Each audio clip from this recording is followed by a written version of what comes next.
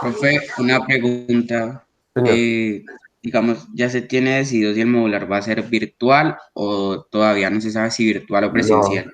no sabemos eso porque todo depende de o sea, yo creo que cada vez uno se atreve menos a pronosticar algo, porque pues creíamos que íbamos a hacer ese semestre virtual y vean que en diciembre y enero todo empeoró, entonces no sabemos. Y pues se entiende que las cosas están mejorando, ¿no? Que están bajando los contagios, las muertes, pero también se supone que hubo reapertura. Y la reapertura que implica, pues, de que hasta las discotecas este fin de semana, me imagino que muchos de ustedes fueron a discotequear ese fin de semana, y pues vuelve todo el mundo a salir, vuelve todo otra vez a la normalidad, y pues no sé, yo creo que eso puede tener un efecto a mediano plazo, y pues si estamos en febrero, marzo, entre abril y mayo pueda que volvamos otra vez a unos números altos de contagio y eso, y pues se haga casi difícil o imposible eh, retomar la presencialidad.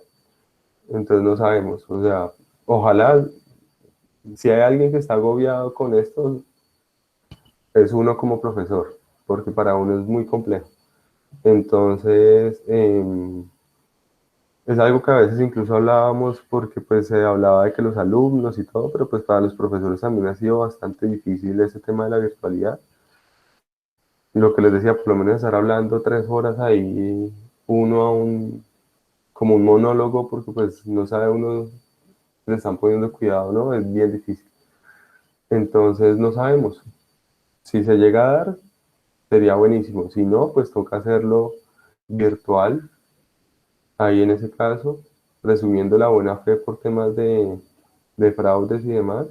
Aunque yo les digo algo, es difícil que ustedes puedan hacer un fraude en ese sentido, porque el examen modular, usted tiene que pensar.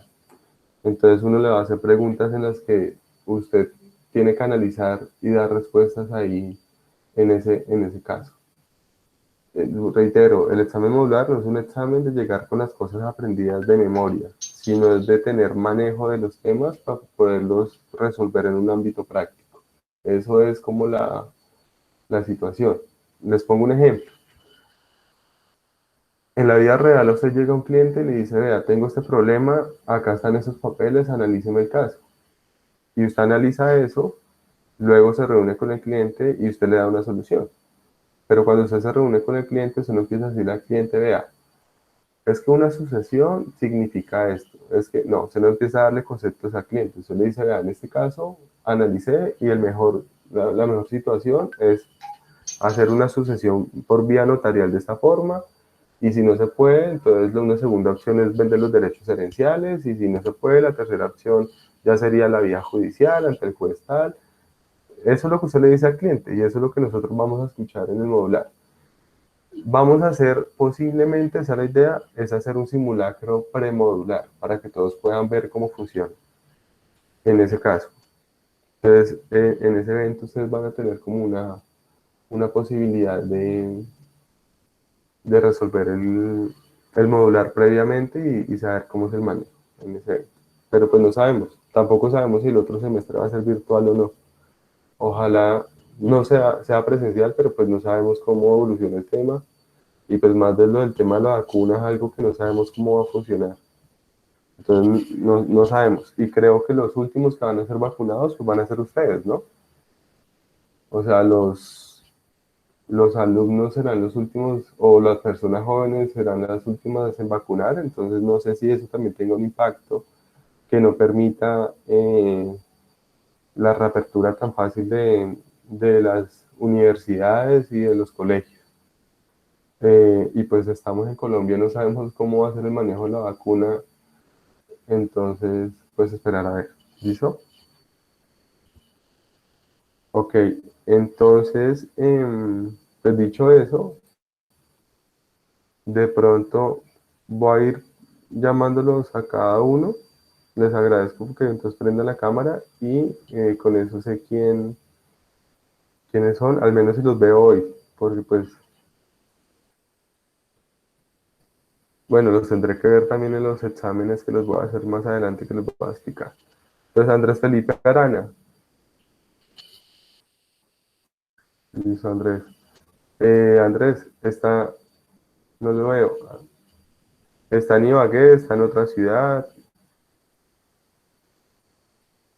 No lo escuchamos, Andrés. Doctor, ahora sí. ¿Me escuchas? ¿Ahora sí? Sí, sí, señor. Listo. Sí, señor, me encuentro en la ciudad de Ibagué. Ok, listo, perfecto. Les hago la pregunta porque pues también no es sondea para saber si pueden haber problemas de conexión o algo. Entonces, No, listo. señor. ¿Y es de Ibagué, Andrés? Sí, señor, soy de Ibagué. Listo, perfecto. Listo. Muchísimas gracias, Andrés. María Paula Arevalo. Hola, profe, buenos días. Hola, María Paula, no te vemos. Ya estoy prendiendo la cámara. Además, para que se conozcan también entre ustedes, porque eh, es posible que los que estaban en segundo semestre y en tercero iniciaron, cuarto y quinto se hayan disperso. María Paula, ¿estás en Ibagué? ¿Eres de Ibagué o en dónde estás? Sí, sí, señor, me encuentro en Ibagué y soy de acá, sí, señor. Ok, perfecto. Tranquilos que nos va a poner a preguntarle que qué piensan del derecho privado ni nada de esas cosas ahí. Solamente es como por visualizarlos y los conociendo. Laura Listo. Valentina Bernal. Hola, profe, buenos días. Hola Laura, ¿cómo estás? Profe, es que en este momento no tengo cámara. Estoy en el computador y no me está funcionando la cámara. Ok, ¿y estás en Ibagué? ¿Estás en otro lugar? ¿Eres de acá? No, estoy en Chaparral. Ah, ok, listo, perfecto. Vale, Gracias. muchísimas gracias. Karen Cáceres.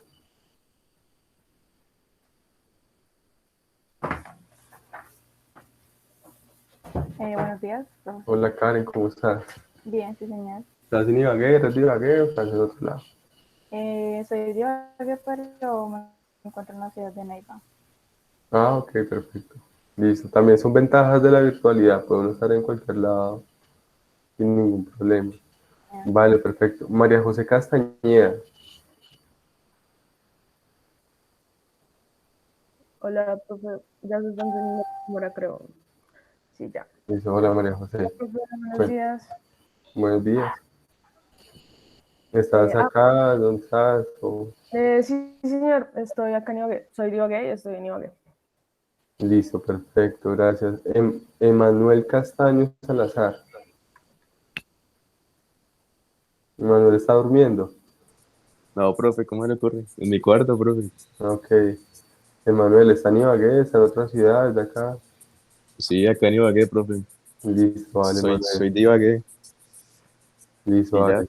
pa- Relajado, para... acostado con los audífonos y durmiendo. No, no, sentado, profe. ¿Dónde me ves? Estoy sentado. Estoy aquí con el cojincito sentado. Ok, listo, perfecto, Emanuel. Profe, Juan José.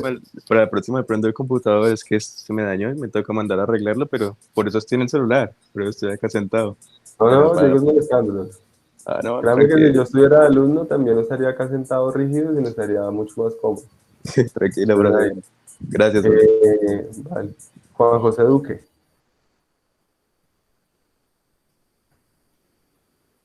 ¿Se me escucha? Aló. Sí, señor. Claro, Hola, listo, ya profe, lo buenos vemos. días. ¿Cómo está? Bien, sí, señor. Bueno, ¿dónde está y de dónde es, Juan José? Soy de acá de Ibagué y pues estoy acá en Ibagué.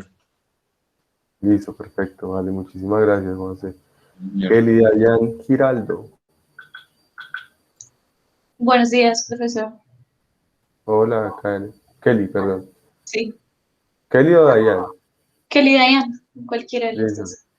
Vale, ¿estás acá o estás en otro lado? Sí, estoy acá en Ibagué y también estoy de acá. Listo, perfecto. Gracias, Michael Javier Leal Garzón. Buenos días, profe. Buenos Eh, días, Mike. es Michael Haniel, listo para... Ah, perdón, qué pena. Tranquilo, profe. Estoy mal. Eh, Michael Javier Leal. Michael, mejor dicho. sí, mejor. Soy de acá de Ibagué y también me encuentro aquí en la ciudad de Ibagué, profesor. Listo, perfecto. Gracias, María José Machado. ¿La profe me escucha? Sí, ya la vemos. Listo. De acá de Ibagué está en otra ciudad, María José. No, profe, soy de acá y estoy acá. Ok, gracias. María Alejandra Macías Morales.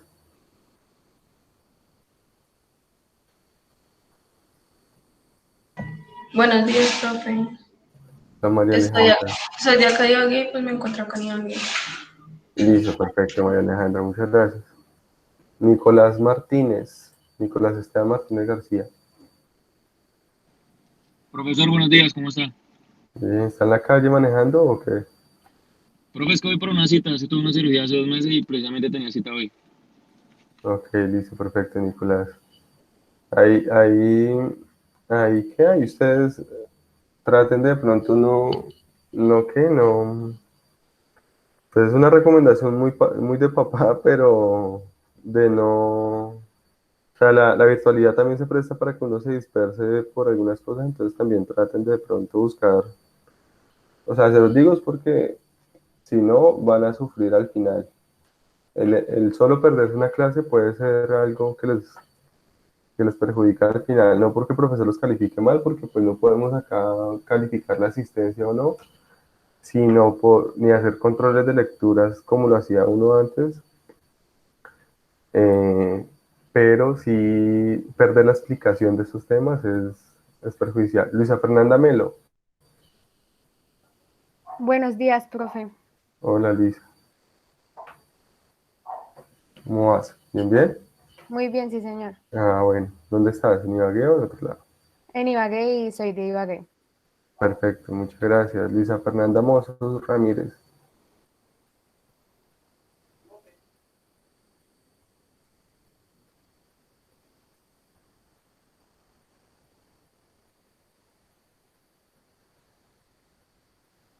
Luisa Fernanda Mozos, ¿no está?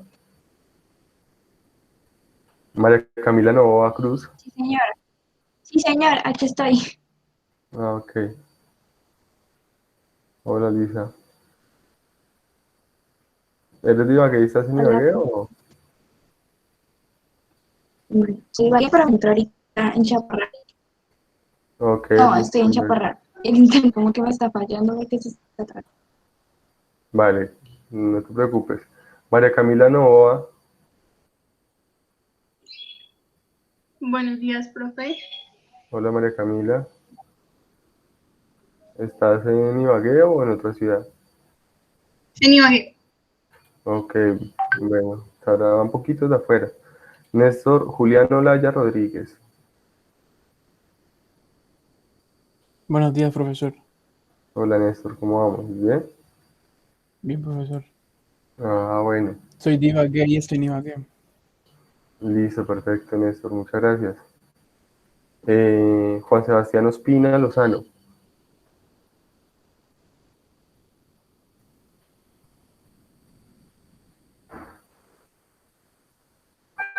¿No está Juan Sebastián Ospina? David Alejandro Ospina. Hola, profe. Ya prende la cámara ya.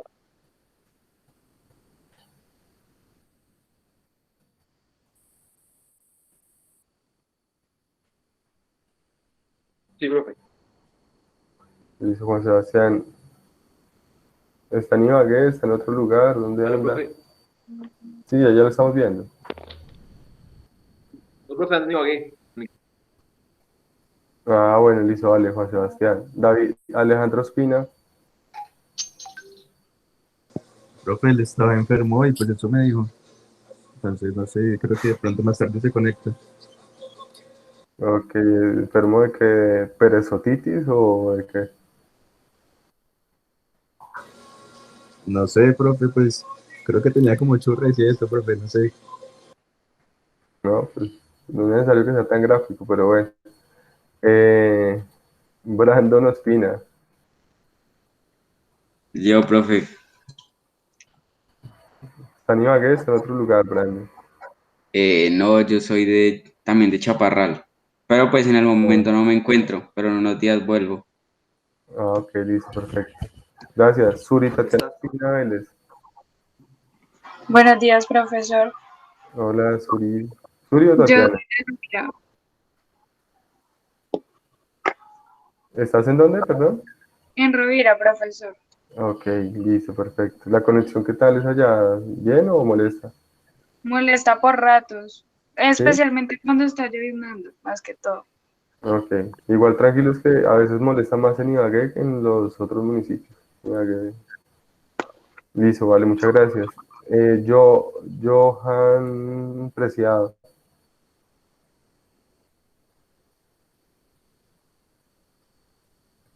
¿No está? Johan Buenos Preciado. días, profe. Hola, Johan. ¿Cómo está? ¿Bien? ¿Dónde estaba Johan?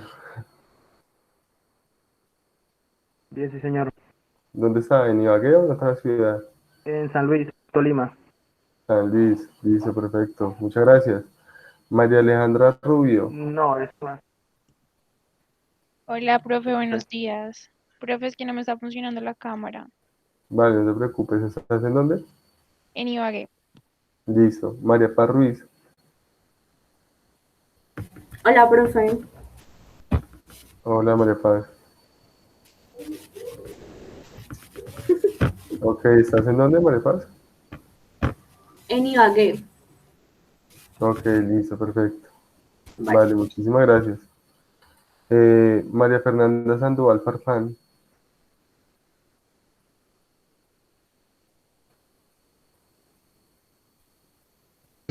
Hola, profe, presente.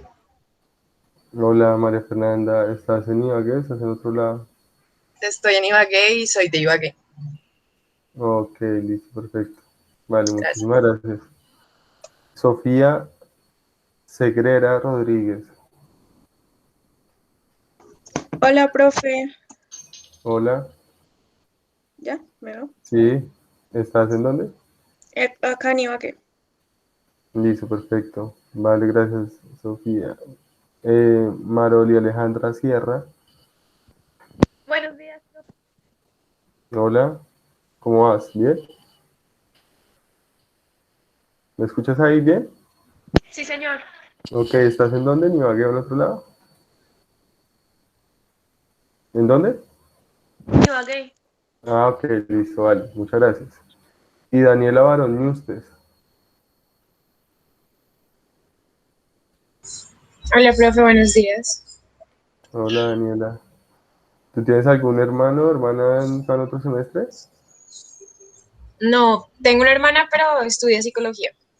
Ah, no, es que creo que tenía un otro alumno o alumna con ese apellido Barón Ñustes. Entonces, ahí. Sí. Listo, ¿estás en Ibagué o estás en otro lado? Sí, sí, señora, acá en Ibagué. Soy de Ibagué y estoy acá. Listo, perfecto. Listo, vale, muchísimas gracias. Entonces, les agradezco mucho. Pues nuevamente mucho gusto, bienvenidos a esta materia y pues voy a pasar a mostrarles como el plan de actividades remotas que tenemos. Perdónenme que hemos estado como tan planos, pero pues la idea es como explicarles muy bien todo lo de la materia y para que no vayamos a tener como contratiempos más adelante. Entonces, me dice David Andrés Pulido que no lo mencioné.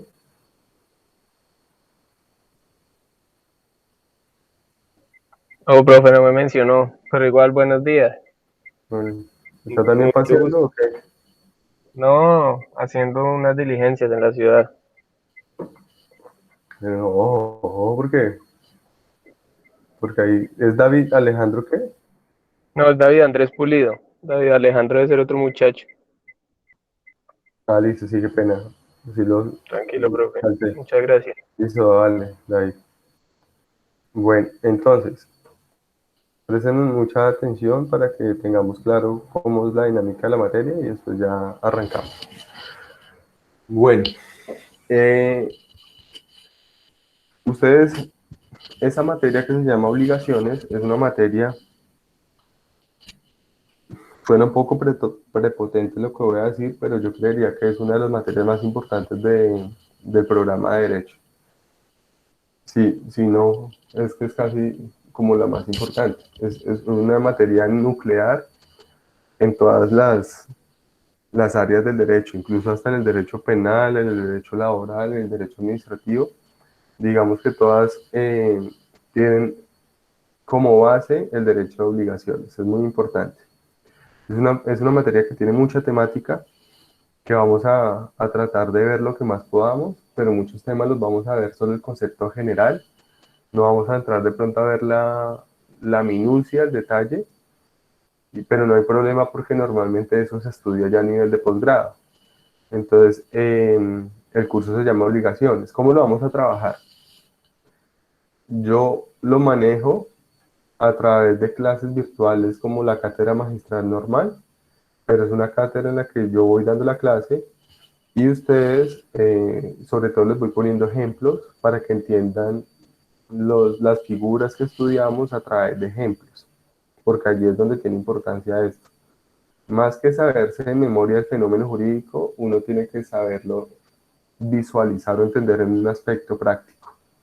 De nada sirve que ustedes aprendan toda esta materia de memoria si cuando uno les pide que identifiquen las figuras en un caso, no lo logran hacer. Entonces eso es lo que se busca, o esa es la principal competencia que se busca desarrollar en este tipo de materias. Normalmente la dinámica, yo les voy a enviar ese plan de actividades remotas el día de hoy, entonces yo se los envío, pero el plan de actividades que nosotros manejaremos es lo normal. Yo les envío unas lecturas, valga la redundancia, leen las lecturas, y a clase, pues se supone que ustedes ya vienen más situados sobre el tema. En la clase explicamos el tema, resolvemos dudas, y posteriormente yo les voy a dejar una actividad. La actividad ya les explico cómo se hace, y ese es como el paso a paso. Estudian solos las lecturas, el código, ponen atención en clase, luego desarrollan la actividad. Eso hace parte de un proceso de aprendizaje. Si hacemos esos 3 pasos, posiblemente pues es más fácil que tengamos la comprensión de la materia. También les enviaré de pronto material audiovisual, que son videos, y pues ese material lo podrán tener a la mano. En cuanto al contenido temático, digamos que son 16 sesiones. Acá ustedes van a ver sesión a sesión cómo vamos a ir desarrollando la materia. Vamos a arrancar desde nociones básicas del derecho a obligaciones. Vamos luego a pasar a la clasificación de las obligaciones. Entraremos luego a las fuentes de las obligaciones, que ahí nos demoraremos un gran tiempo. Después entraremos dentro de las fuentes de las obligaciones, dedicaremos un gran tiempo a lo que es el negocio jurídico y el contrato. Y posteriormente, pues entraremos a ver cómo se transmiten las obligaciones y cómo se extinguen las obligaciones. Vean que parece que fueran poquitos temas, pero es que hay unos temas de estos que son bastante amplios. Entonces ahí iremos desarrollándolos poco a poco. Yo les voy a mandar lecturas previas a cada tema que vamos a ver. No va a haber tema del que no les envíe una lectura previa. Si ustedes ya no estudian eso, pues ya es un tema de responsabilidad de ustedes. Es difícil que yo haga control de lectura. Si estuviéramos en el modo presencial, perdónenme la expresión, pero los azotaría con el control de lectura y les calificaría el control de lectura. Infortunadamente por la virtualidad, o afortunadamente para ustedes, esos controles no los podemos hacer. Ahí todavía sigue existiendo algo de flexibilidad, pero yo controlo de otra forma que yo les voy a explicar al momento de indicarles cómo los voy a calificar. ¿Qué recursos vamos a utilizar tecnológicos?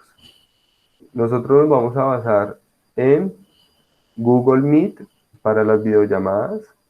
El link que ustedes tienen para la videollamada de hoy es el mismo link de todas las clases. Ustedes ahí ya les tuvo que haber quedado agendado todo el semestre, yo los agendé de una vez. Moodle no lo vamos a utilizar, entonces olvídense de Moodle en esta materia de obligaciones, sino que vamos a utilizar Google Meet, vamos a utilizar formularios de Google Forms y vamos a utilizar la plataforma de YouTube. Ya les explico por qué.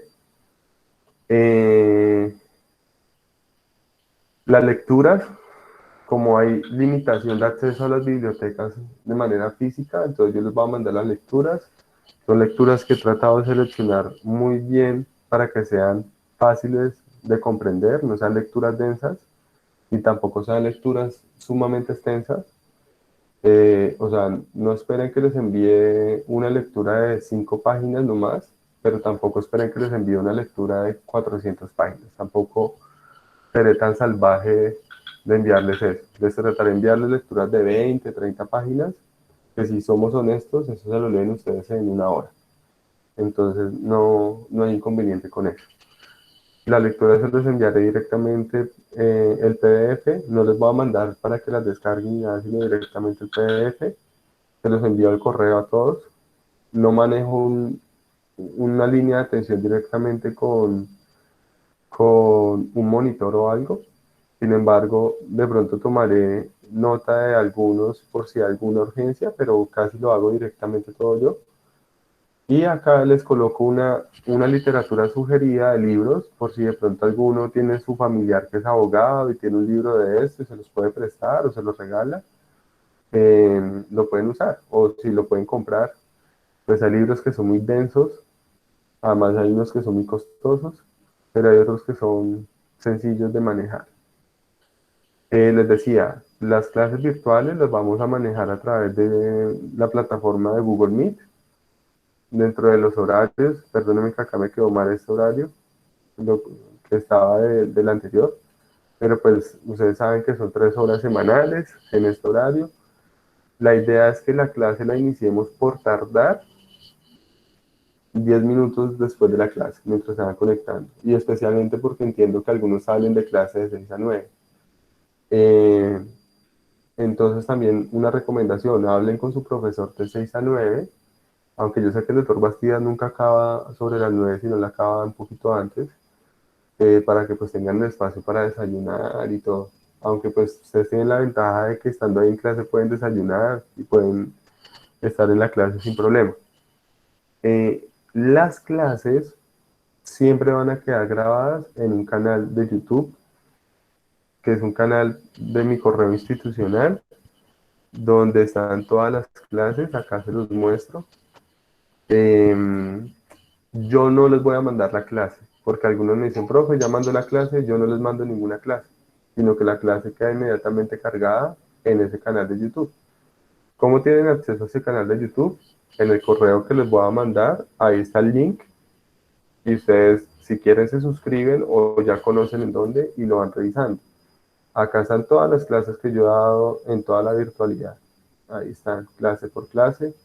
Y pues por lo menos acá ya pueden ver que están cargadas las clases del día de ayer de otros cursos que estoy manejando. Entonces acá va a aparecer obligaciones, grupo 3 y la fecha. Y ahí van siendo cargadas las clases. ¿Con qué finalidad queda eso? Pues con la finalidad de que quien no haya podido estar en clase porque tiene un problema técnico, pues también porque no quiso estar en clase, lo que sea, tiene la probabilidad de ver la clase con posterioridad. Eso es una gran ventaja de la virtualidad que no tenía la presencialidad, porque en la presencialidad que no iba a clase le tocaba mirar los apuntes de algún compañero. En cambio acá que tenga algún problema, pues puede ver la clase nuevamente sin ningún inconveniente en ese evento. El material audiovisual que les llega a enviar, pues yo se los envío por correo, en ese caso. Y los cuestionarios que les hago, realizaré a través de la plataforma de Google Forms, formularios de Google. Ahí les hago una aclaración. Toda la semana les voy a hacer un cuestionario. ¿El cuestionario en qué va a consistir? Realmente en una herramienta para prepararlos al examen modular. Entonces, todas las semanas les enviaré, por lo menos espero enviarles hoy el cuestionario esta semana, y es un formulario de Google que quedará abierto posiblemente hasta el domingo, con un caso, y en el caso ustedes tienen que resolver unas 5 preguntas tipo test. No son preguntas abiertas, pero son puras preguntas de analizar el caso en ese evento. Y eso son todas las semanas. ¿En qué semana no lo haremos? Pues en Semana Santa y en las semanas que tengamos exámenes orales que yo les voy a explicar. pero semana a semana van a tener esos cuestionarios y eso va a tener un porcentaje de calificación que ya les explico en ese caso. Los formularios van a quedar abiertos para que sean diligenciados una sola vez y el que no lo diligencie, pues su nota es equivalente a 0.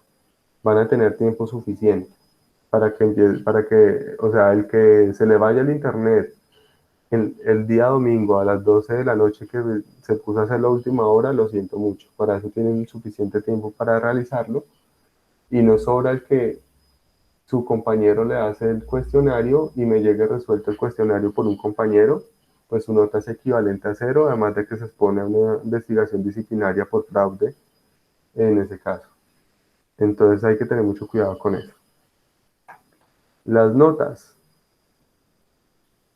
¿Hay alguna pregunta o es todo claro? No, no, señor. Es todo claro, profesor. Listo, igual yo les voy a mandar su documento. Las notas. Las notas van a estar distribuidas de esta forma. Yo les dije que se iba a cargar un 100% en la plataforma del CIA, pero pues las notas, acuérdense que ningún examen puede ser mayor a un 40%. ¿Yo cómo voy a distribuir mis notas? Vamos a sacar 4 notas. Voy a empezar de atrás hacia adelante. La primera nota, la del examen del sistema modular. ¿Hay alguien que no presente modular en este curso? ¿O todos presentan modular?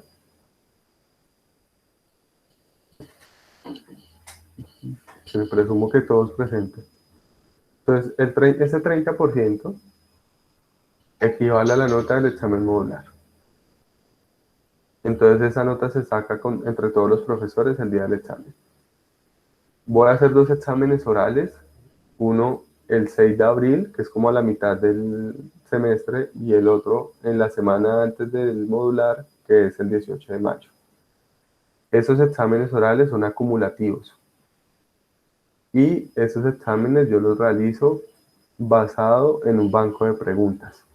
Es decir, que esos exámenes sí son netamente conceptuales. Entonces yo les envío el banco de preguntas, ustedes lo van resolviendo. Se los voy a enviar incluso desde este mismo correo también, porque puede que clase a clase ustedes vayan de una vez ya colocando la respuesta de cada pregunta, la van resolviendo y van adelantando el trabajo. Y en ese examen oral, yo les hago el examen, normalmente son grupos de 5 o 4, les hago ya 2 preguntas y ahí sale la nota.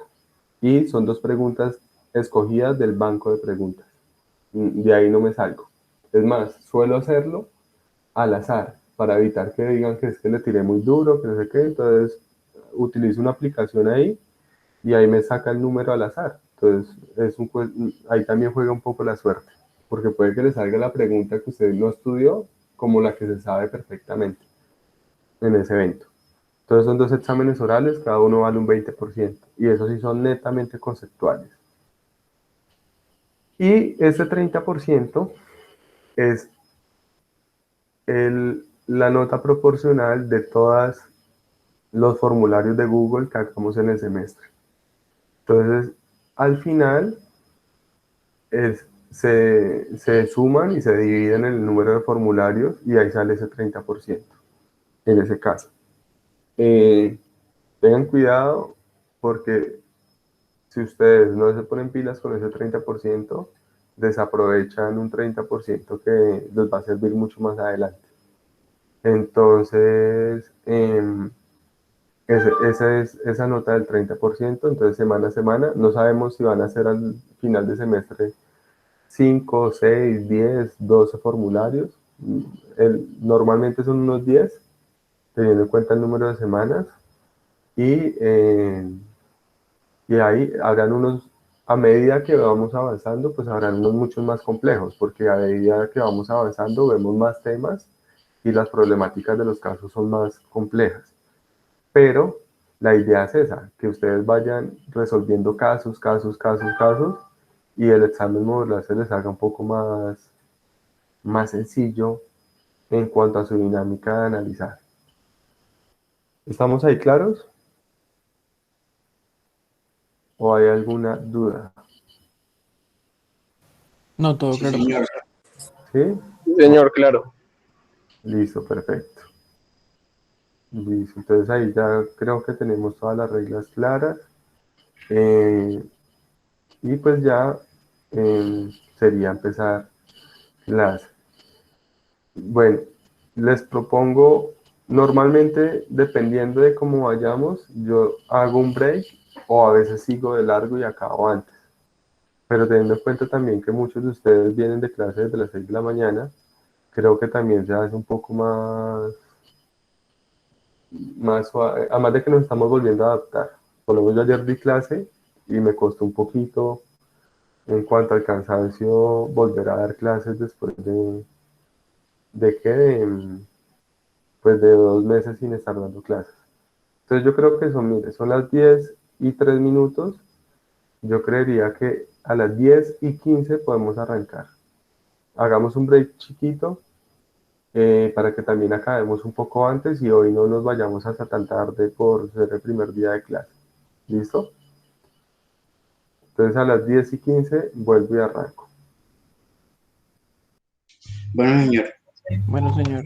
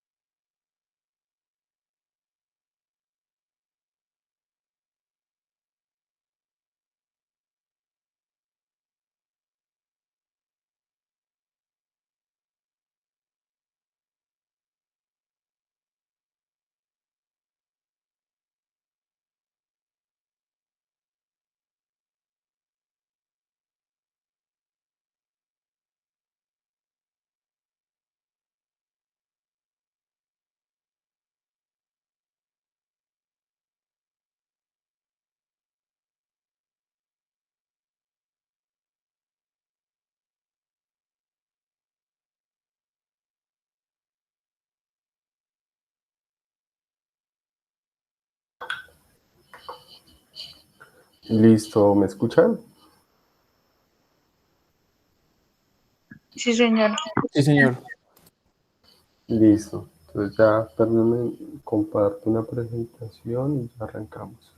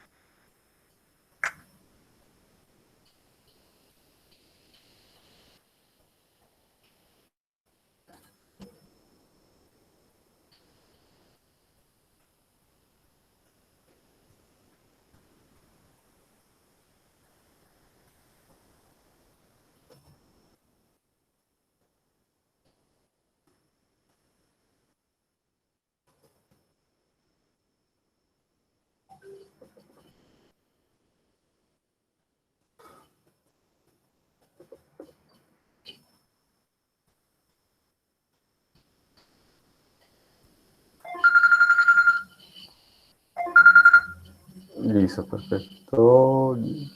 ¿Ya hice la presentación? Sí, señor. Sí, señor. Listo, perfecto. Entonces, bueno, yo creo que pues no vamos a tomar hasta las 12, vamos a tomar menos tiempo, pero vamos a empezar a hacer una introducción muy general. Voy a tratar de hacer una introducción en unos temas de derecho privado en términos generales y luego voy a tratar de hacer una introducción en unos temas ya directamente de derecho de obligaciones, teniendo en cuenta que ustedes pues están cambiando del derecho público al derecho privado, entonces en ese sentido es un cambio bastante grande y pues es bueno que tengan en cuenta varios aspectos que vamos a mencionar en ese caso. Entonces, lo primero que quería mencionarles, antes de entrar a hablar directamente de obligaciones, quisiera hablarles un tema histórico, pero ojo, no historia con la finalidad de aburrirlos, sino con una finalidad primordial, y es que ustedes conozcan de dónde proviene el Código Civil que tienen que estudiar estos 2 semestres. Ustedes van a convivir estos 2 semestres con un Código Civil, y ese Código Civil de alguna manera es un Código Civil que, desde ya les digo, tiene unos 200 años. Entonces, dentro de las codificaciones que tenemos, es prácticamente la codificación más antigua. Si ustedes ven, ustedes que vienen de ver administrativo, de qué año es el Código Contencioso, el CEPACA. 2011. 2011. Ok. ¿Y el Código General de Procesos de qué año?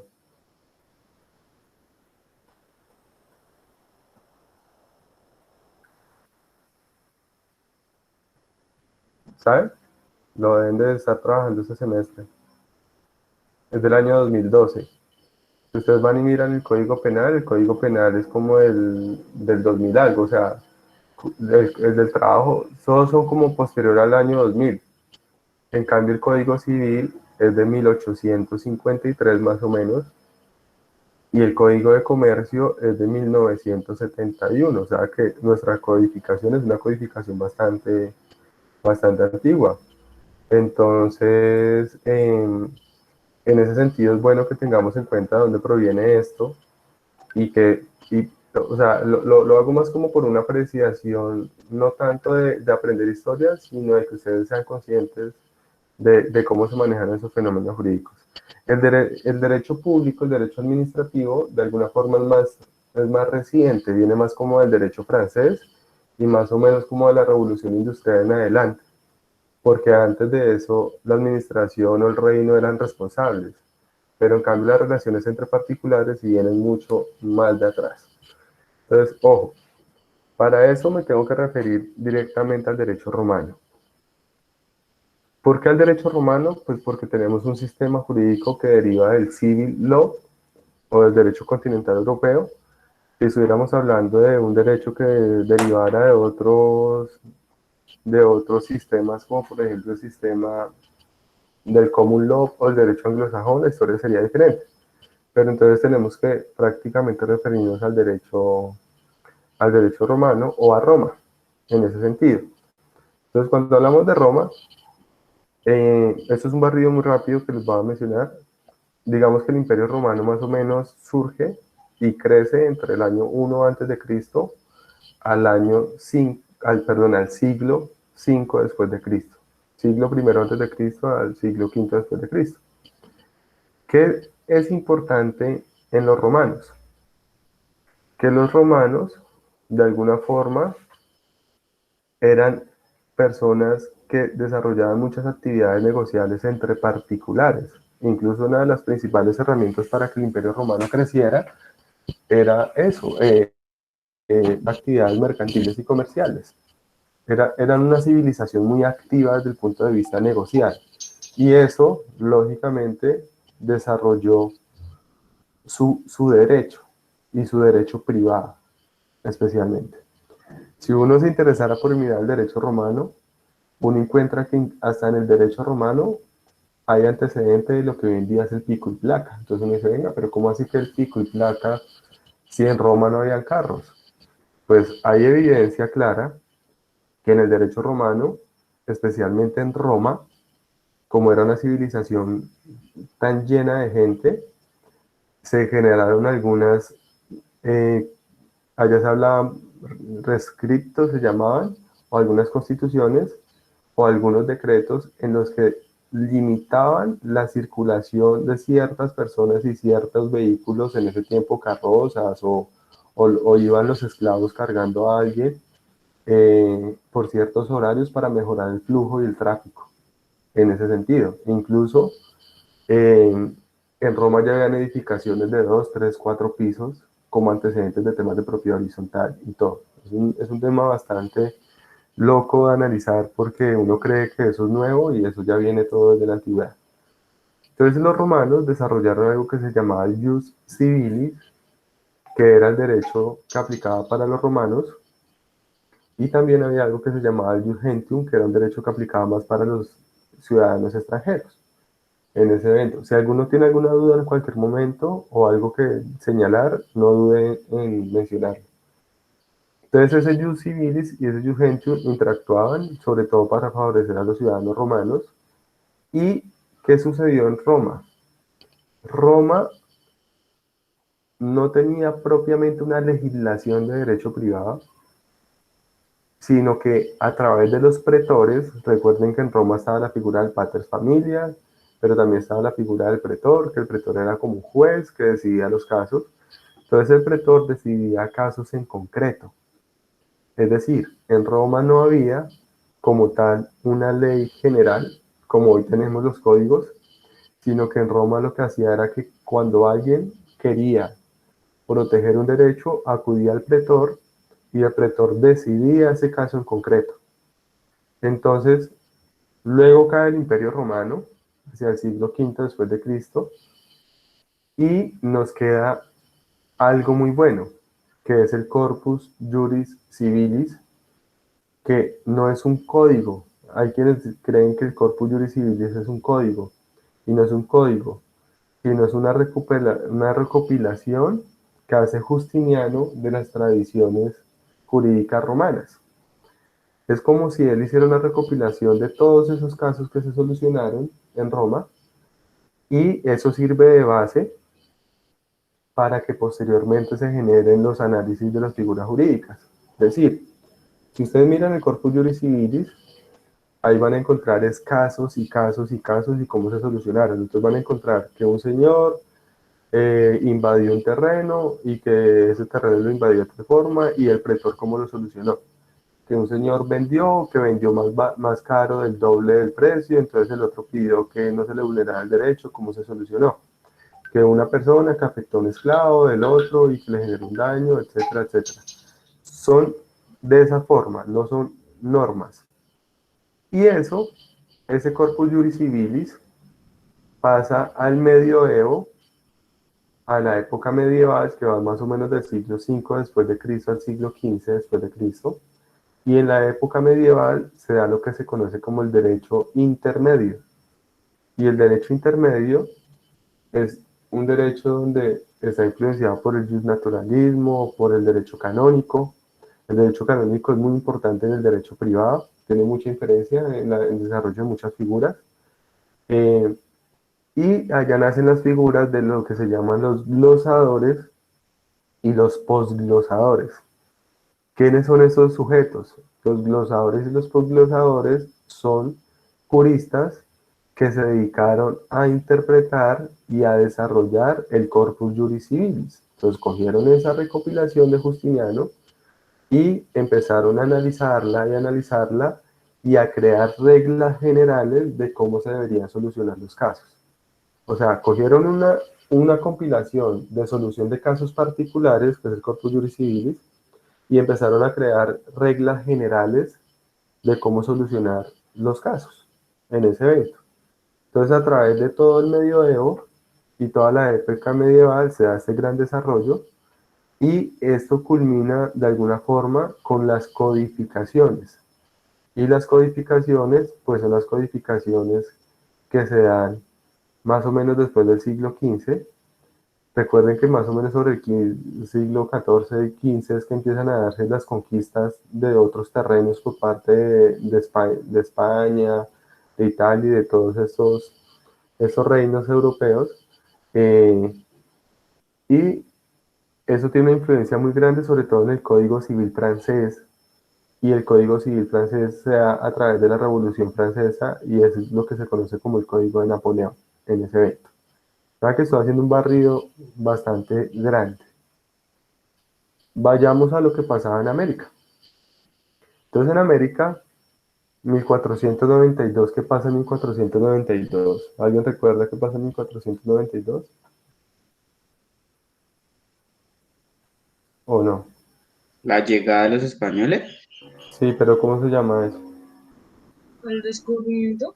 Descubrimiento de América. América. Entonces se da el descubrimiento de América y pues ¿qué sucede? Hay un golpe histórico bastante fuerte. Y el golpe histórico es que pues estaban las comunidades indígenas reguladas y vivían de acuerdo a sus tradiciones. No quiere decir que no hayan tradiciones jurídicas antes. Lo que pasa es que no hay como memoria de eso. Acá me salgo un poquito de lo que estoy mencionando y es que cuando llegan a conquistar, los conquistadores que hacen arrasan con todo, ¿no?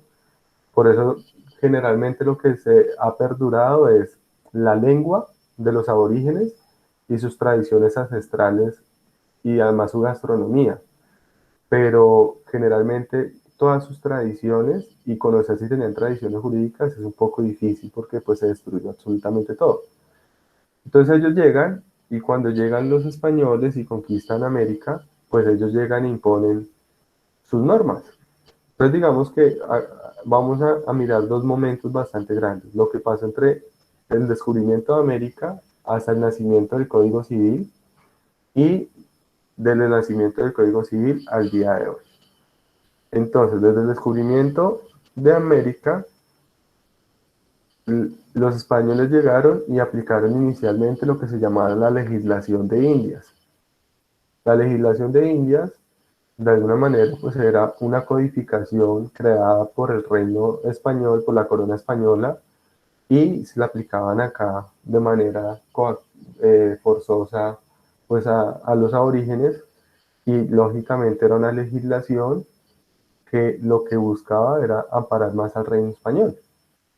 Luego esa legislación de Indias, hasta el siglo XVI, es cambiada por lo que se conoce como la novísima recopilación. La novísima recopilación es una nueva codificación derivada del reino español y que venía de una codificación que aplicaban en España que se conoce como las 7 partidas. Y las 7 partidas era una codificación que se nutría especialmente del Corpus Juris Civilis. Esas 7 partidas, como su nombre lo menciona, eran 7 grandes libros, de los cuales creo que más o menos 5 eran dedicados al derecho privado en ese evento. Por eso digo que es más antiguo el derecho privado que el derecho público. Entonces esa novísima recopilación era la que se le aplicaba a los aborígenes en ese momento.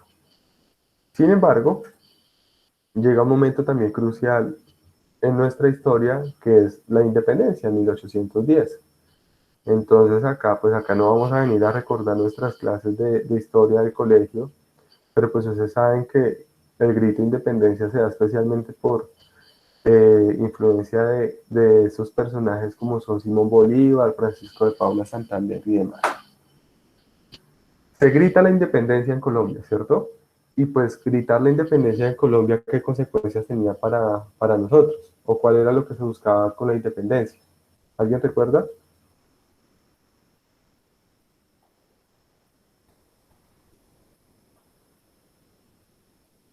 ¿No? ¿Ninguno? O sea, ¿qué busca la independencia? ¿Qué buscaba la independencia de alguna forma? Obtener derechos. Más autonomía de los españoles. Sí, o sea, como su mismo nombre lo dice, independizarse, quitarse de encima el sometimiento español. Entonces, derivado de eso, pues lo más obvio era que quisiéramos,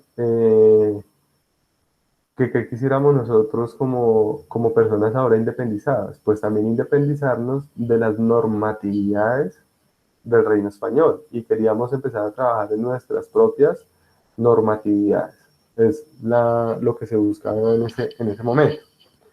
Entonces, ¿qué sucede? Se empiezan a crear comisiones redactoras de códigos, de todos los códigos, penales, civiles, de todo. Y a trabajar pues en la creación de nuestras propias leyes, que eso es un gran, o sea, eso es un avance propio de la independencia. Derrocar el reino español era derrocar sus leyes, aplicar nuestras propias leyes y se empieza a trabajar en eso. Me remito solamente a lo que tiene que ver con el Código Civil. Se empieza a trabajar en una codificación del derecho civil, pero pues también después de la independencia se llega a un momento de crisis. y pues también empiezan a verse las diferencias que hay entre Francisco de Paula Santander, entre Bolívar y estos grandes próceres de la patria, y ellos empiezan también a tener sus diferencias, y eso hace que esas comisiones redactoras pasen a un segundo plano, porque se están peleando, disputando prácticamente como la gobernanza y como el direccionamiento de la patria. Sin embargo, ustedes sí recuerdan, lo que hoy es Colombia tuvo muchos cambios, y esos cambios fueron dados territorialmente. Antes Panamá también pertenecía a la Gran Colombia, Venezuela, eso fue cambiando mucho, y más o menos hacia 1858 éramos un estado federal, éramos los Estados Unidos de Colombia, y en ese tiempo, pues lo que hoy conocemos como los departamentos eran estados, similarmente como pasa en Estados Unidos, en México, en España, en otros países. Entonces, en ese tiempo se crea el Código Civil de Santander. Cuando digo el Código Civil de Santander, no me estoy refiriendo a Francisco de Paula Santander, sino a Santander, lo que hoy es el departamento, porque estaba el estado de Boyacá, el estado de Panamá, el estado de Santander, todos esos diferentes estados. Entonces, el estado de Santander adopta un código que es el Código de 1858. Pero ojo, hay que hacer una aclaración. El código que adopta Santander en 1858 es un código que es una copia de lo que es el Código Civil chileno, y ahí hago un paralelo y me devuelvo un poco en el tiempo. Y es que durante todo ese tiempo, en Chile, se creó una comisión redactora para la creación de un nuevo Código Civil, y pues allá entra a jugar un señor que es muy importante en la redacción de códigos latinoamericanos, que es conocido como Andrés Bello. Entonces, Andrés Bello, hay que hacer una claridad, Andrés Bello no es chileno, Andrés Bello es venezolano, pero desarrolla su gran obra jurídica con el Código Civil chileno. Ese Código Civil chileno, esa comisión más o menos arranca desde el año 40, y ese Código Civil chileno sale o se concluye más o menos en el año 52, siendo aprobado como ley en el año 55. ¿Qué implicación tiene eso? Pues de que en el año 58 cogen en el estado de Santander y adoptan ese Código Civil de Chile. Y ese Código Civil chileno, posteriormente, en 1873, por iniciativa del presidente de turno en ese tiempo, que era Manuel Murillo Toro, adopta ese código como el Código Civil de los Estados Unidos de Colombia, es decir, como el código de toda la Unión. Por eso ustedes van a encontrar que en muchas partes del Código Civil se habla de la Unión. No se habla ni de la República ni de la Nación, sino de la Unión, porque pues cuando nació ese código éramos Estados Unidos de Colombia. ¿Qué pasa posteriormente a ese código? ¿Qué pasa entre 1873 al día de hoy? Pues de que posterior a 1873 y posterior a que se adopta ese código, en 1886 cambia el modelo de Estado. Recuerden que la Constitución del 91, que es nuestra última Constitución, está precedida por la Constitución del 86, de 1886. Entonces, ¿qué sucede? Ustedes van a ver en sus códigos que se señala mediante una ley del año 87 el Código Civil, pero pues el Código Civil no es del 87. Esa ley del 87 ratifica como Código Civil el Código del 73, que a su vez es el Código del 58 del Estado de Santander, y que a su vez es el Código Civil chileno. ¿Qué quiere decir eso? Que tenemos un código de hace casi 200 años. Y si entramos a mirar un poco más el asunto,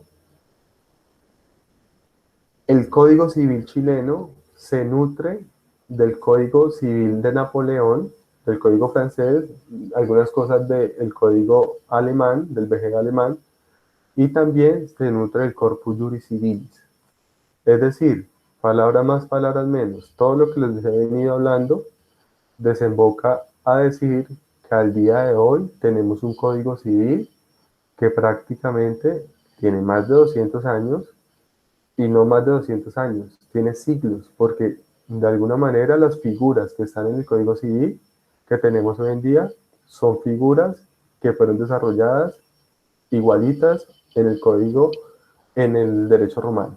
O sea, tenemos un derecho bastante antiguo. Eso no es bueno, pero tampoco es malo, porque es que esas figuras no cambian. Lo que cambia es de pronto los fenómenos actuales, pero se siguen adaptando a las mismas figuras. Eso lo vamos a ir entendiendo más adelante, en ese caso. Hay un punto posterior a eso, que es muy importante, y es que desde la Constitución del 91 al día de hoy, es cuando más se han presentado cambios en el Código Civil. ¿Por qué? Pues porque la Constitución del 91 cambia el modelo de Estado, cambiamos a un Estado social de derecho. Ustedes ya vienen cansados de hablar de que es un Estado social de derecho, y eso hace que muchas cosas del código tengan que venir cambiando. Por esa razón, hay muchas normas que han cambiado, que han sido declaradas inconstitucionales, que se han modificado. Por ejemplo, ustedes van a ver a medida que vayan avanzando este semestre, que hay normas donde en el Código Civil hablan de que la mujer para disponer de los bienes tenía que pedirle permiso al marido, cosas así, que pues hoy en día no tienen cabida. Había una discriminación de los hijos, no tenían los mismos derechos un hijo extramatrimonial que un hijo matrimonial, no se reconocía al compañero o a la compañera permanente, sino solamente a los que se casaban. Todas esas cosas han ido evolucionando y han ido cambiando. Y después de la Constitución del 91 al día de hoy, ¿qué podemos señalar? Pues que al día de hoy hemos tenido varios intentos de nuevo proyecto de Código Civil y proyectos donde se busca unificar en un solo código el Código Civil y el Código de Comercio. El último proyecto que se presentó es un proyecto de Pedro Lafón Pianeta y Bonivento, que deriva de un trabajo adelantado por un jurista que se llama Arturo Valencia Sea, a través de la Universidad Nacional, y ese es el que está ahorita en discusión. No sabemos si se vaya a aprobar o no se vaya a aprobar. El Código Civil más reciente en Latinoamérica es el de Argentina, que es del año 2014. El Código Civil francés, recientemente, como en el 2000 algo, fue también reformado. Entonces es posible que nos aventuremos a una nueva reforma del Código Civil. Voy a decir algo que de pronto no les cause gracia a ustedes, pero es posible que lo que ustedes aprendan este semestre cambie cuando ustedes ya se gradúen como abogados. A mí me pasó algo similar. Yo me gradué y después de que me gradué cambió el código, el CEPACA, el Código General de Proceso. Entonces lo que aprendí me tocó cambiarlo nuevamente a la nueva disposición. Es normal que pueda pasar. ¿Soy claro hasta ahí o hasta ahí alguna pregunta?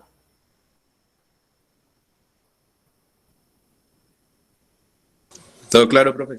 Claro, profe. Claro, ¿Sí? profesor. Listo, perfecto. Listo. Entonces, yo no sé si se durmieron todo este rato que les hablé o qué, pero pues la idea es que tengan claro que esa codificación es una codificación bastante antigua que tenemos ahí. Listo. Dicho eso, digamos que podemos entrar ahora sí. Ahorita vamos a hablar otra vez un poquito de historia, pero ya el tema de obligaciones. Pero antes de hablar de eso, ahora sí voy a hablarles una generalidad del derecho privado. Entonces, ok. ¿Qué sucede? Ustedes se van a enfrentar ese semestre a varias materias. Incluso el código está dividido de esa forma. Ustedes miran el código y el código inicia por personas, luego pasa por los bienes, creo que luego van sucesiones, creo que luego van obligaciones y contratos. Entonces, Hay un libro entero dedicado a los bienes, ustedes tienen una materia que se llama bienes. Hay un libro entero dedicado a las personas y a la familia, ustedes tienen una materia que se llama personas y familia. Hay un libro entero del código dedicado a sucesiones, ustedes se dedican a sucesiones, y hay otro libro entero dedicado a las obligaciones y a los contratos, y pues también ven eso. Y pues aparte ven procesar.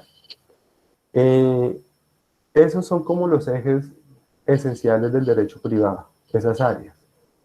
Acá que nos vamos a dedicar a hablar de obligaciones.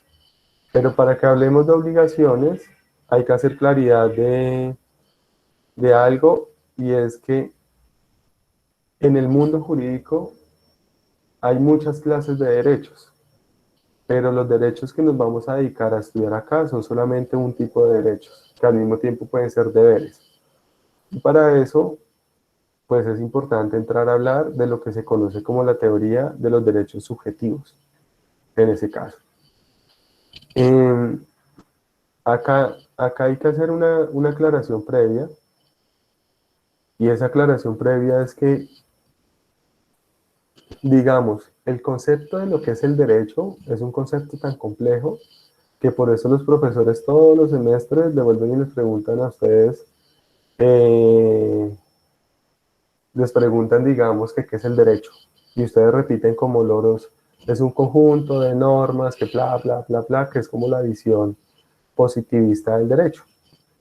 Hay algunos profesores que entran en una discusión y les explican a ustedes la diferenciación que hay entre lo que es el derecho y otros fenómenos, como hablar de justicia, de legalidad y de moralidad, que no son iguales. Son conceptos totalmente diferentes. Y con eso, pues también encaminados a hacer mención a que lo que busca el derecho es simplemente seguridad jurídica. Eso que estoy diciendo, hay quienes no lo comparten, es bien discutible, pero pues es una posición como muy general, como muy aceptada. ¿Qué sucede? Se supone, ¿alguien recuerda qué significa la justicia de lo que les han enseñado?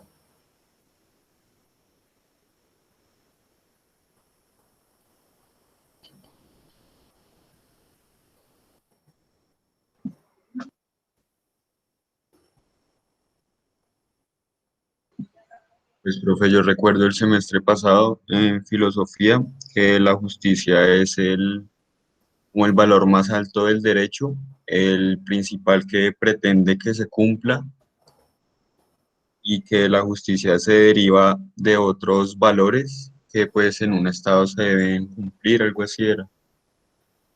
Ok.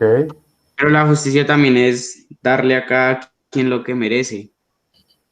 Ok, o sea que para a nosotros, mientras algunos están ahorita en la playa tomándose una pola, una cerveza, a nosotros nos toca o nos merecemos estar acá sentados hablando de todas estas cosas tan aburridoras en vez de estar en la playa.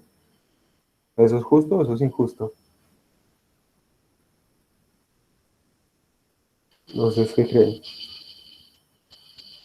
Profe, pues es que realmente la justicia es subjetiva, o sea, pienso que también eso depende de los escenarios y de otras cosas a los que va sujeta. Ujú. Ok, perfecto. Entonces, ojo, ¿por qué les hago esta reflexión muy pequeña?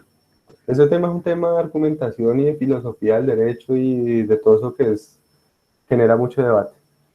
Porque, ¿qué se supone? Se supone que el concepto de justicia es al que tiene que llegar el derecho. O sea, el derecho tiene que llegar a lo justo. Y a nosotros nos enseñan que lo justo es darle a cada quien lo que le corresponde. Entonces, ese es el concepto clásico de un piano que viene también de Aristóteles, de la ética nicomaquea. Pero, ¿qué sucede? Que es que estamos hablando no de un concepto que va ligado a la igualdad, porque es más igualdad entre desiguales. Por eso, cuando se habla de derecho, se va a hablar de algo que se llama más bien como el arte de lo bueno y equitativo, y en lo que tiene que ver con justicia, hablar más de equidad, y hablar de equidad aplicada al caso concreto, porque es que no todos los casos se miden bajo el mismo rasero. Y si no, ahí entra la subjetividad, como lo mencionaba ahorita María José. Y es que, por ejemplo, yo puedo decir, es injusto que yo sea gordito y otro sea flaco. Es injusto que yo tenga este celular y no tenga este otro. Es injusto que yo haya nacido en Colombia y no haya nacido en otro país. O sea, y el sentimiento de injusticia es un sentimiento continuo que no desaparece de la persona. Entonces, realmente incluso las normas no son justas. Si entramos a mirar eso, las normas son legalidad. Porque ¿qué significa la legalidad? La legalidad ya es un concepto netamente objetivo. Y la legalidad significa es que estamos acorde con lo que diga la ley.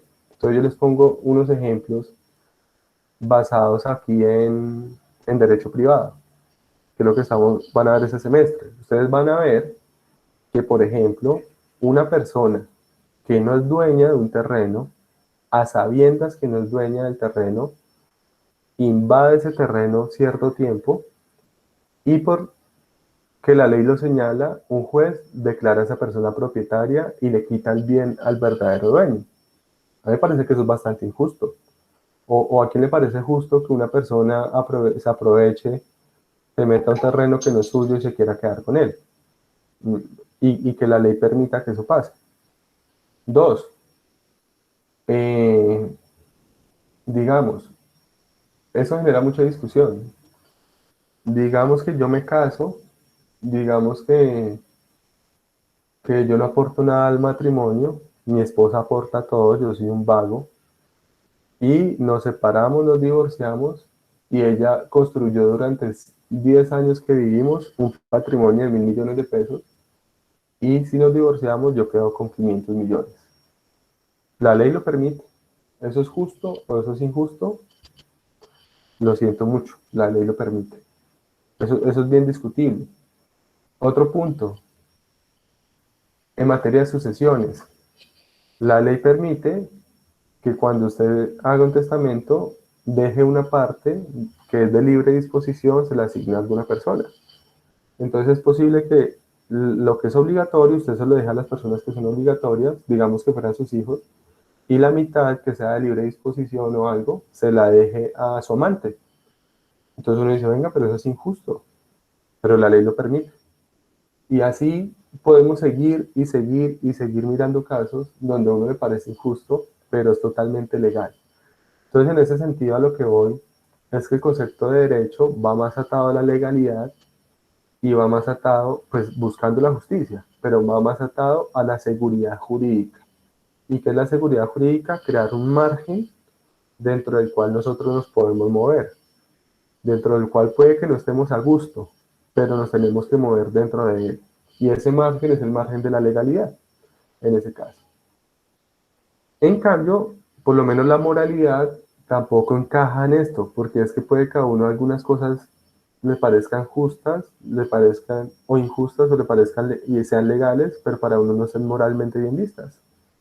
Pongo dos ejemplos, no con ningún morbo, sino porque son muy actuales.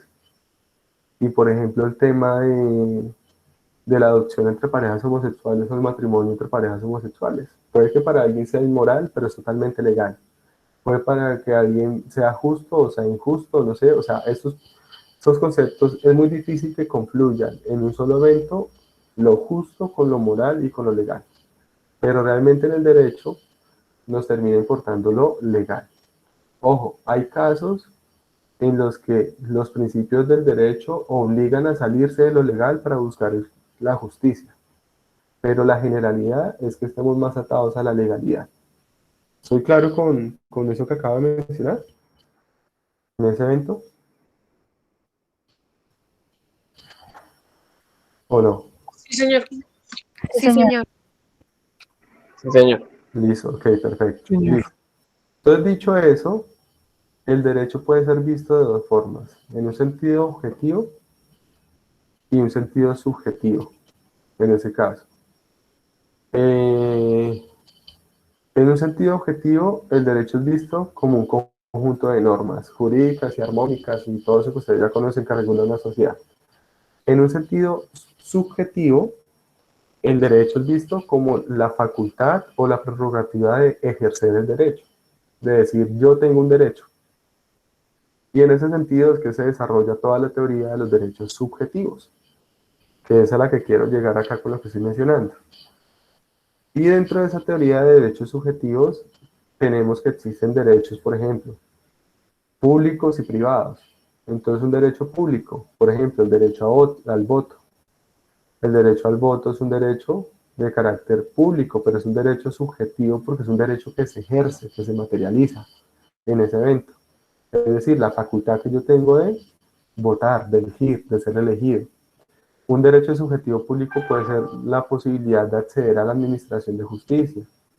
Un derecho subjetivo público puede ser, digamos, la facultad de ejercer derechos de petición. Esos son derechos subjetivos de carácter público, porque especialmente se ejercen hacia el Estado en ese evento. Vean que, reitero, la visión de los derechos subjetivos ya no es una visión estática del derecho, sino una visión dinámica y aplicada. Cuando hablamos de derechos subjetivos privados, pues ya lo que hablamos es que se trata de derechos que se ejercen entre particulares o frente a particulares, no frente al Estado. Entonces los derechos subjetivos privados ya se ejercen, como por ejemplo yo decir, tengo el derecho de cobrarle un dinero a una persona. Eso es un derecho subjetivo privado. Como el derecho de yo decir, tengo la posibilidad de exigirle el cumplimiento de una obligación a esa persona, derecho subjetivo privado. Ya vamos a ir mirando varios en ese sentido. También hay unos derechos subjetivos que son relativos y otros que son absolutos. ¿Qué quiere decir lo uno y qué quiere decir lo otro? Cuando hablamos de derechos subjetivos absolutos, a lo que estamos haciendo referencia es a derechos que yo puedo hacer valer frente a todo el mundo. Es decir, todos los sujetos están en la obligación de respetarme ese derecho. Lógicamente, esos derechos absolutos tienen alguna excepción, en los cuales no se respetan. Pero el derecho absoluto, todo el mundo me lo tiene que respetar. Un ejemplo de un derecho absoluto son los derechos fundamentales. El derecho a la vida, por ejemplo. Yo puedo hacer valer ese derecho frente a todo el mundo. Otro ejemplo muy claro, derivado con la materia que ustedes van a ver que se llama bienes, es un derecho subjetivo que se llama derecho subjetivo absoluto de propiedad, porque es que yo puedo hacer respetar mi propiedad frente a todo el mundo. Ustedes van a ver algo que se llama los derechos reales, y los derechos reales son derechos absolutos. Ya lo vamos a hablar un poquito más adelante. En cambio, los derechos relativos son derechos que yo solamente puedo pedir que sean respetados por determinada persona, no por todo el mundo. Como por ejemplo, si a mí Juanito me debe un dinero, a la única persona que le puedo exigir que me respete ese derecho de pagarme es a Juanito. Yo no le puedo decir a nadie más que me pague. Entonces, esos son derechos relativos. Solamente pueden ser exigidos su cumplimiento o su respeto o algo frente a determinadas personas. Si alguno llega a tener una duda, no entiende o algo, no dude en decirme y repetimos y reiteramos en ese caso. Hay otras clases de derechos subjetivos que son todo lo que estoy mencionando es como algo muy introductorio. Esto es mucho más extenso, pero porque quiero como ubicarlos un poco sobre el tema para ya entrar en materia de obligaciones.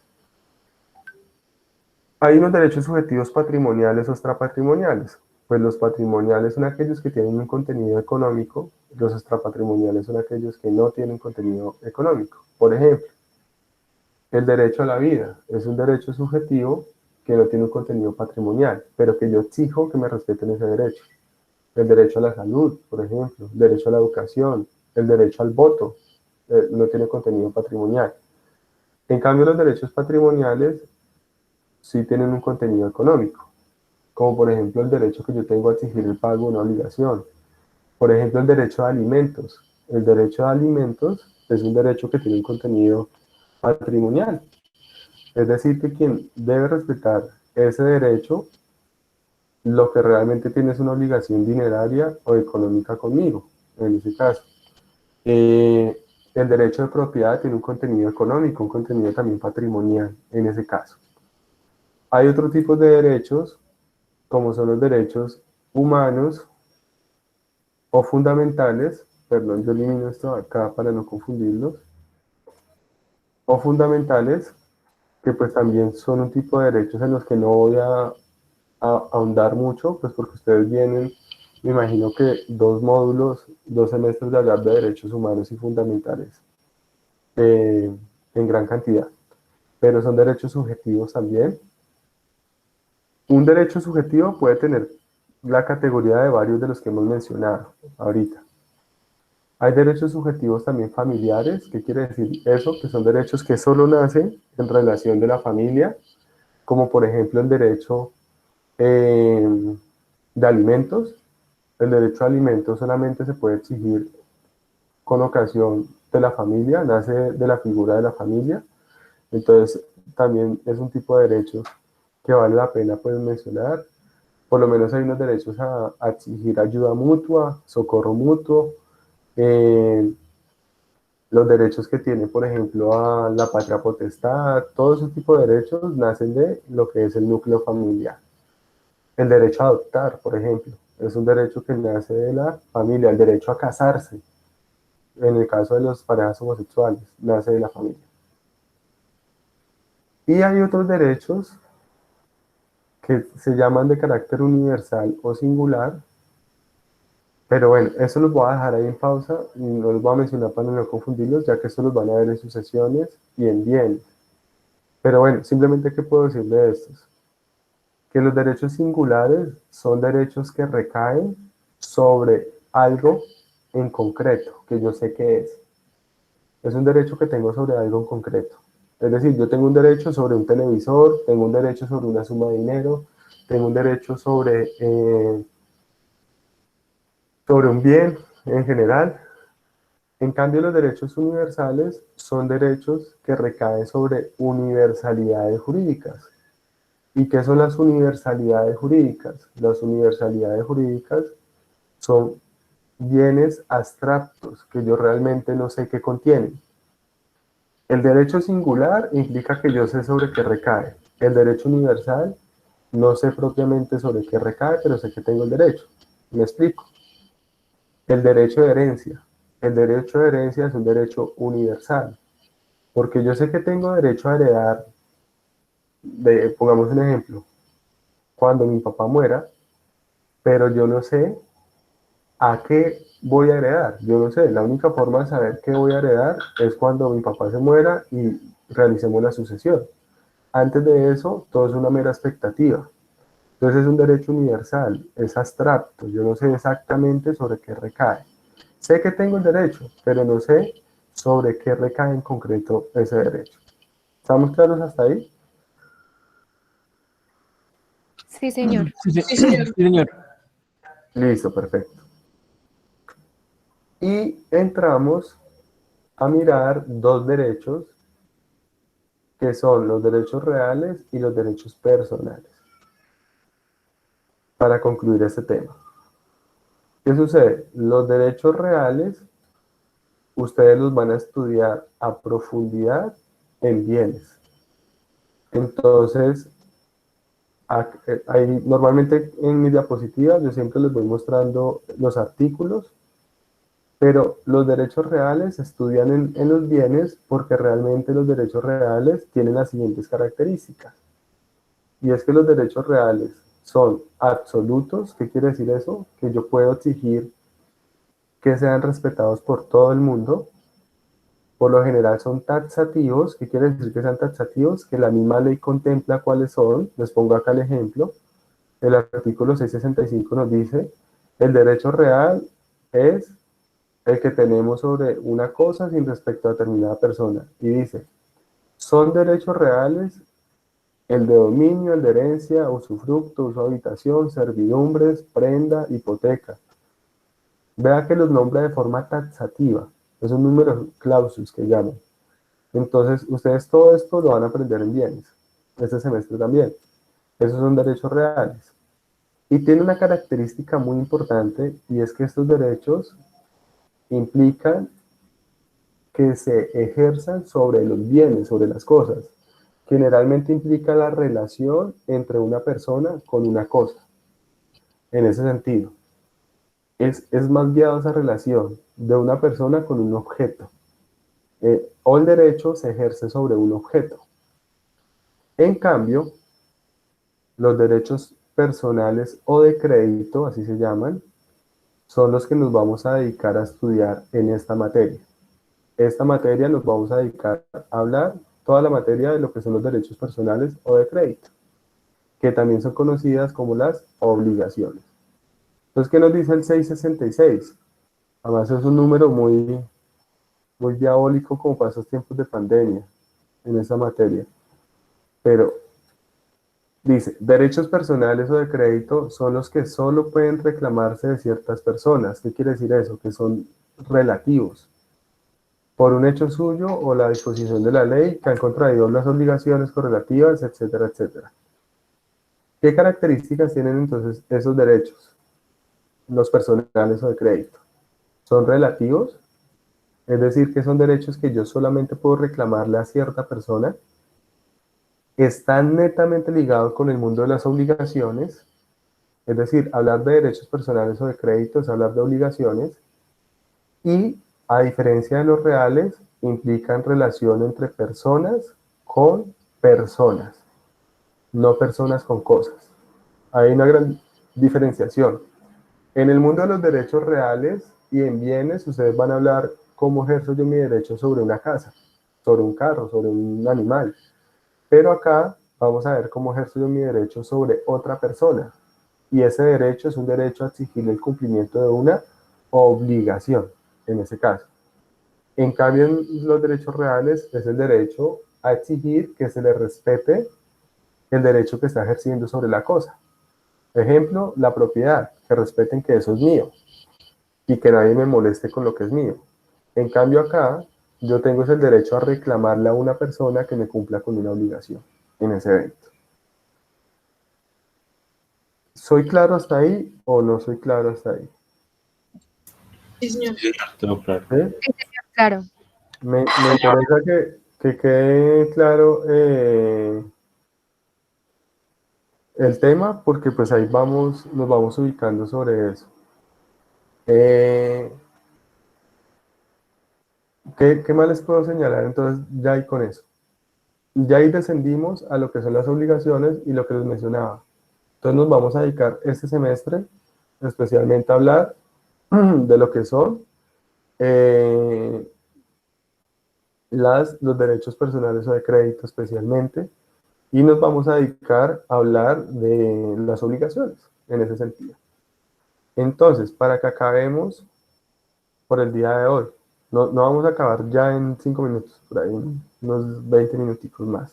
A las 11:30 yo creo que los molesto. Para que acabemos con el tema histórico.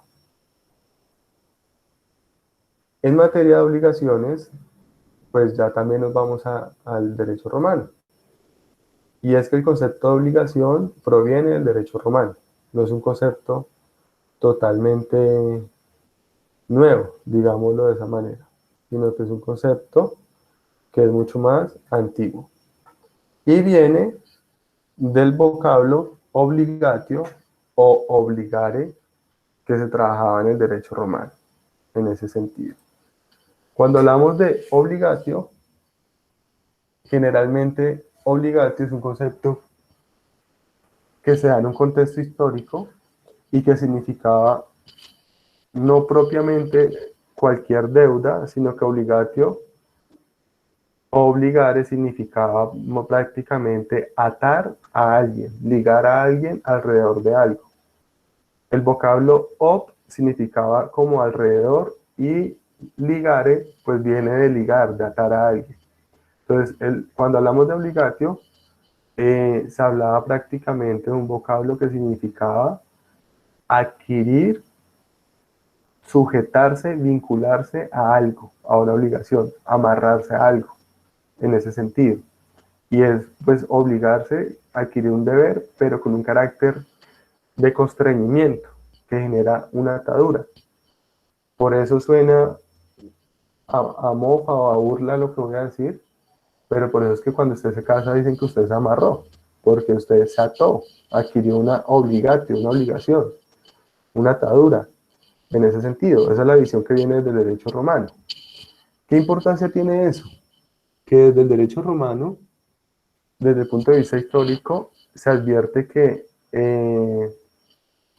la obligación era tan importante que cuando yo adquiría una obligatio y me ataba y me ligaba a cumplir con algo y no lo hacía, en ese sentido se daba la posibilidad de que se pudiera atar físicamente al deudor y someterlo a constreñimiento físico. Es decir, que en Roma, si usted no me pagaba, si usted no cumplía con su obligación, yo tenía la total discrecionalidad de cogerlo, amarrarlo y castigarlo físicamente, e incluso hasta convertirlo en mi esclavo. Algunos dirían, uy, chéverísimo, ¿qué más quisiéramos hoy que ese que me dé esos 100.000 pesos, cogerlo y a palo y amarrarlo? Pues lógicamente eso ya no se puede, pero la concepción del derecho romano era diferente. Entonces la concepción del derecho romano implicaba que si el deudor no cumplía con su obligatio, con su obligación, el acreedor podía ir al domicilio del deudor y someterlo físicamente para que cumpliera, incluso reducirlo hasta ser el esclavo. Y lógicamente esa posibilidad se daba si se trataba de una obligación que se había adquirido acorde con los lineamientos legales, es decir, que si se adquiría acorde con un contrato adecuadamente celebrado como tal, con todos los ritos romanos y todo eso. Entonces, de alguna forma, la vida o el cuerpo de la persona eran garantía del cumplimiento de la obligación. Es decir, que si usted no me cumplía, yo me cobraba dándole palo, castigándolo o volviéndolo mi esclavo, en ese sentido. Lógicamente, eso empieza a cambiar, especialmente por una ley que es la Lex Pauperia Papiria, más o menos, y pues también se empieza a evidenciar en el derecho romano que pese a que el acreedor castigue al deudor, no logra el pago de su acreencia. Listo, pues de pronto usted se desahoga, ¿no?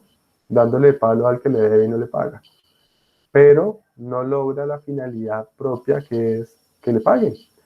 Entonces, en ese sentido, se da un desarrollo, se prohíben esos sometimientos físicos en Roma y se empieza a garantizar el cumplimiento es con el patrimonio del deudor, en ese sentido, como una alternativa mejor de resarcir el daño patrimonial que se cumple.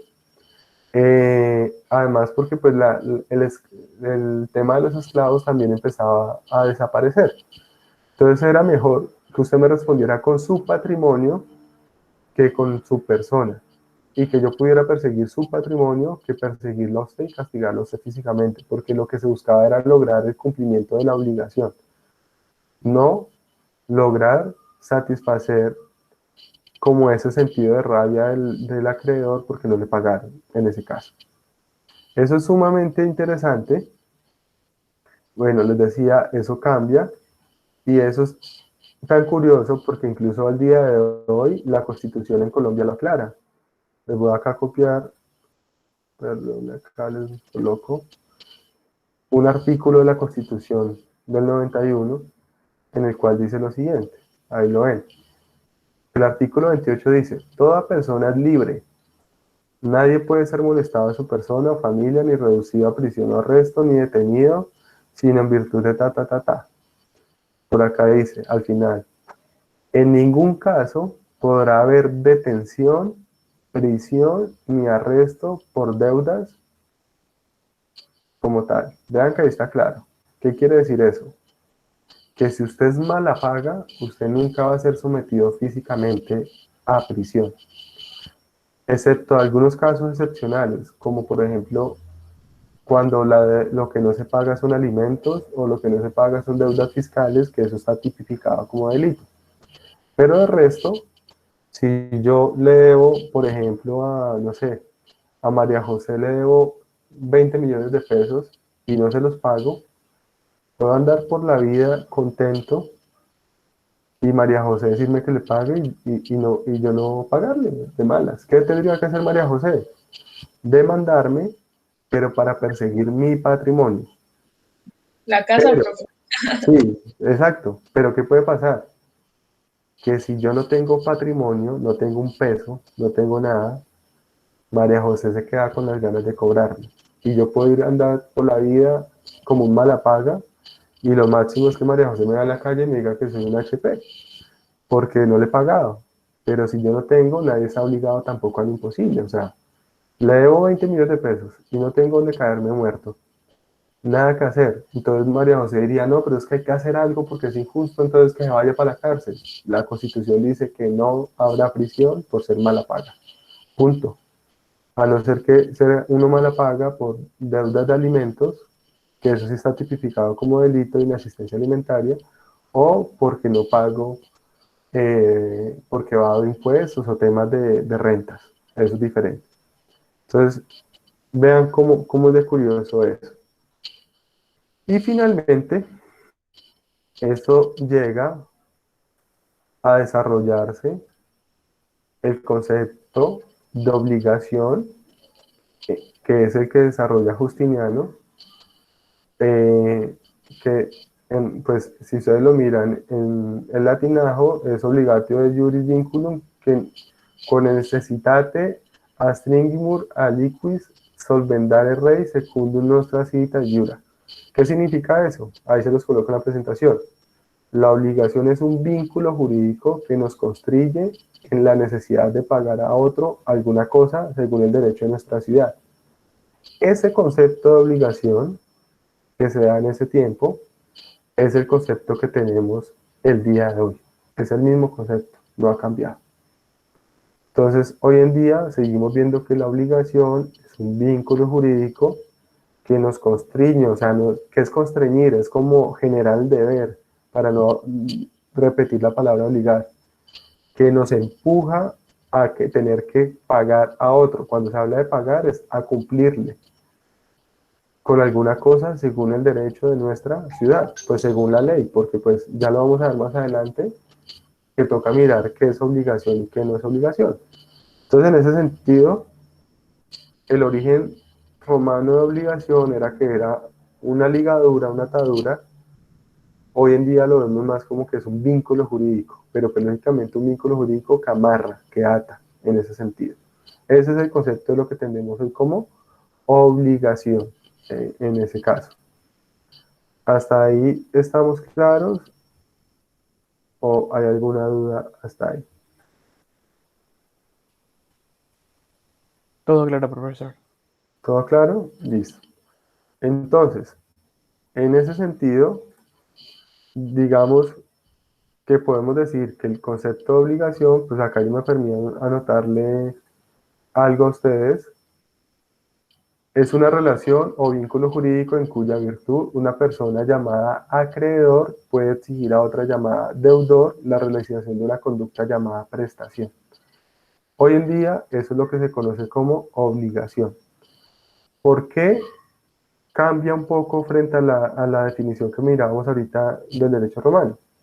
Porque acá ya se estructuran claramente los elementos de la obligación, que los elementos de la obligación los vamos a desarrollar ya en la próxima clase, pero son tres, que es el elemento objetivo, el elemento subjetivo y el elemento jurídico como tal.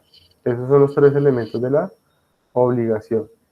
Entonces el concepto de obligación nos habla de una relación o vínculo jurídico, que es el elemento jurídico, en cuya virtud una persona llamada acreedor puede exigir a otra llamada deudor, que es el elemento subjetivo, la realización de una prestación, que es el elemento objetivo.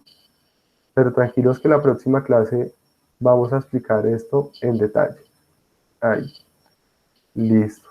Entonces ahí yo creo que podemos acabar por hoy, porque si arranco a explicar esto, nos dan la una y creo que ya estamos algo cansados. ¿Dudas hasta el momento?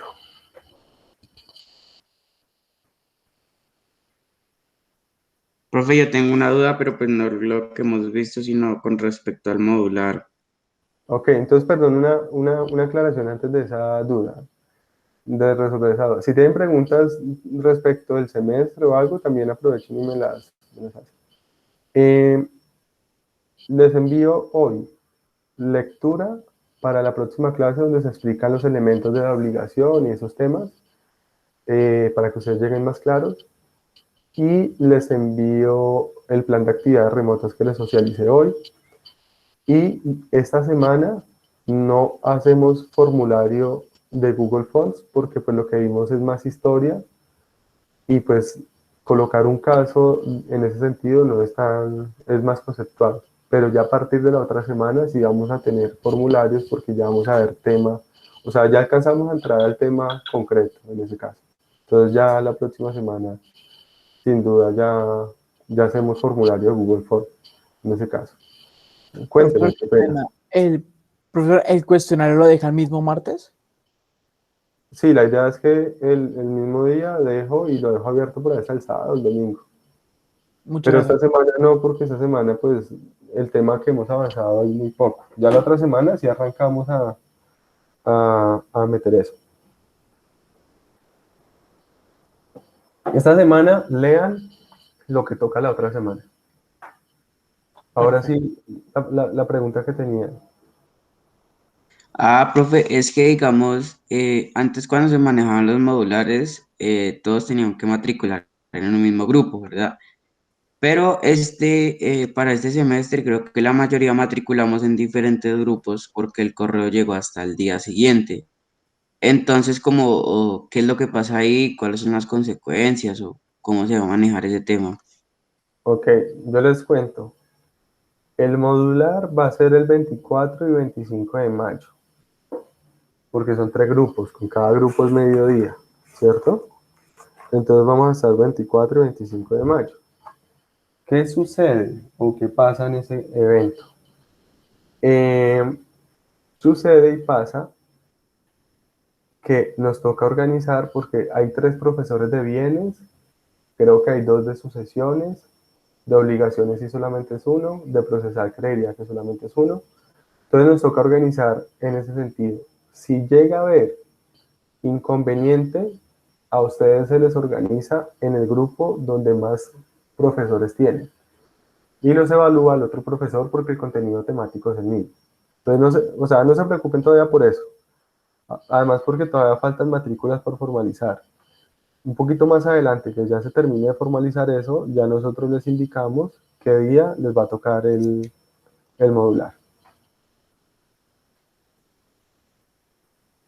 Ah, ok, profe, gracias. ¿Listo? Vale, perfecto. ¿Qué otra pregunta tienen o duda? ¿No? Ah, Pues profe, aquí no entonces, hay como un monitor o algo. no, yo no suelo, todo mi comunicación es por correo electrónico y yo envío todo, entonces no es necesario. De pronto después hago algún puente con alguien a medida que los vaya conociendo, más para que de pronto, por si algo extraordinario, pero normalmente yo lo manejo todo. ¿Listo? Bueno, profe. Vale. Entonces, si no es más, nos veríamos dentro de 8 días. Y les envío el correo esta noche. Y la clase la cargo ahorita a la plataforma y ya, pues ustedes en el correo les envío el link. Listo, profe, gracias. Vale, con gusto. Gracias. chao. Gracias, profe. Buen día. Que les va muy bien. ¿Listo? Gracias, profe. Vale. Hasta luego, profe, gracias. Bueno.